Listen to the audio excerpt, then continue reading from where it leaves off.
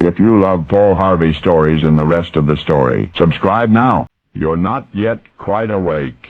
Your eyes are still closed, but your arm automatically reaches out from under the sheets and across to the nightstand as it has every morning for many months now. With your eyes still closed, your fingers extend until they touch the serrated grip of your .32 caliber revolver, your constant companion. You hope it will never have to be used. You hope this cold blue steel frame will remain forever slumbering inside the warm leather shoulder holster. But just knowing it's there makes it easier to face each precarious, potentially deadly day. So you shave and shower and dress, but before your coat goes on, you stretch your arm through the leather strapping and fasten the familiar buckle. The bulk of the gun, once distracting and uncomfortable, feels natural now. It feels a part of you, the one part that may someday soon or some night when you least expect it keep the thugs at bay and the acid out of your face.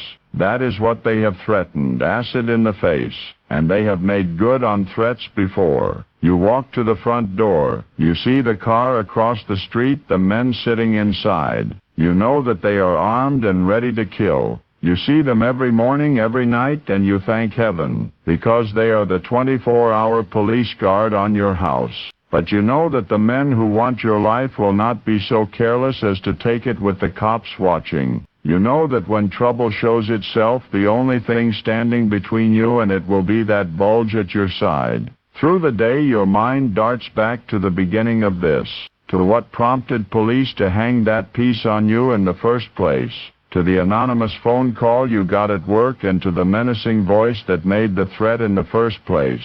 Labor unions play rough sometimes, you tell yourself. You knew that before you got involved. But somehow you never pictured yourself clinging to a .32 just because you might report what you know at the next union meeting. And you do know plenty. You know, for example, a potentially damaging truth behind a current and complicated labor dispute. It involves a strike now in progress. It involves a decision whether to cross picket lines and all of the other ingredients in that cauldron full of poison. But you never were one to back down, and you will not back down this time. Even though the bus you are getting ready to board that will take you across those picket lines, the literal actual bus, will explode and burn just moments before you get aboard. Someday they may try to say that you haven't had the experience it takes to evolve beyond what you are, that you're a softball kind of guy trying to make it in the hardball kind of world. But only you will recall what it was like to be a man under a shadow, to be a union member who dared to speak out and spent the next 7 months with a Smith & Wesson welded to his ribs, a man threatened with the hideous permanent disfigurement of acid in his face, but a man who was to demonstrate throughout the rest of his life that he was made of pure principle. Ronald Reagan. Well, now you know *, the rest of the story *.